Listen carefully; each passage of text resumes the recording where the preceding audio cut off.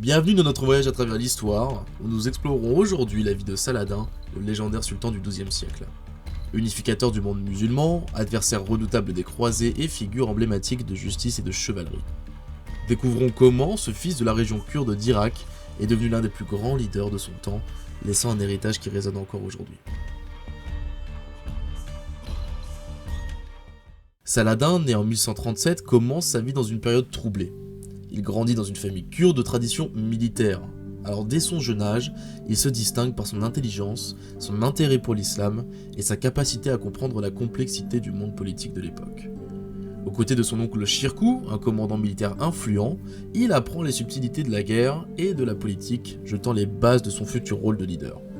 La mort de Shirkuh en 1169 est un tournant pour Saladin. Il devient le vizir d'Égypte, prenant le contrôle d'un des centres les plus puissants du monde musulman. Avec une habileté et une détermination remarquables, il consolide son pouvoir, réforme l'administration et gagne la loyauté de ses sujets.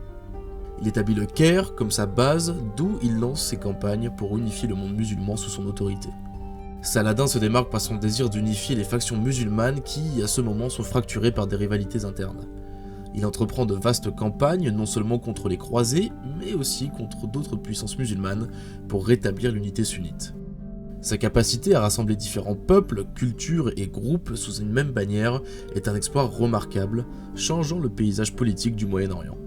La lutte de Saladin contre les croisés constitue le cœur de son règne. Il est animé par le désir de reprendre Jérusalem, perdue par les musulmans presque un siècle auparavant.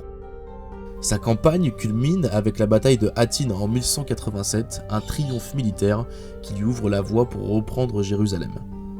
Ce succès déclenche la troisième croisade, une période de conflits intenses avec les royaumes chrétiens d'Europe. En plus d'être un guerrier, Saladin est reconnu pour sa sagesse en tant qu'administrateur et diplomate. Il gère son royaume avec une tolérance religieuse remarquable, respectant les chrétiens et les juifs sous son règne. Sa capacité à négocier avec ses adversaires, notamment avec Richard Cœur de Lion lors de la troisième croisade, illustre sa vision d'une coexistence pacifique et son respect pour ses ennemis. Saladin laisse derrière lui un héritage profond.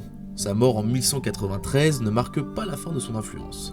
Au contraire, il devient une figure mythique représentant l'idéal du chevalier musulman, juste et courageux. Son respect pour l'ennemi, sa quête de justice et son désir d'unité continuent encore d'inspirer les gens à travers le monde, tant dans le monde musulman que dans l'Occident. En revisitant la vie et les réalisations de Saladin, nous voyons un leader qui a transcendé les divisions de son temps, laissant une empreinte indélébile sur l'histoire. Alors merci de m'avoir rejoint dans cette exploration fascinante, n'oubliez pas de vous abonner pour plus d'histoires captivantes, et nous nous retrouvons bientôt pour une nouvelle aventure dans le passé.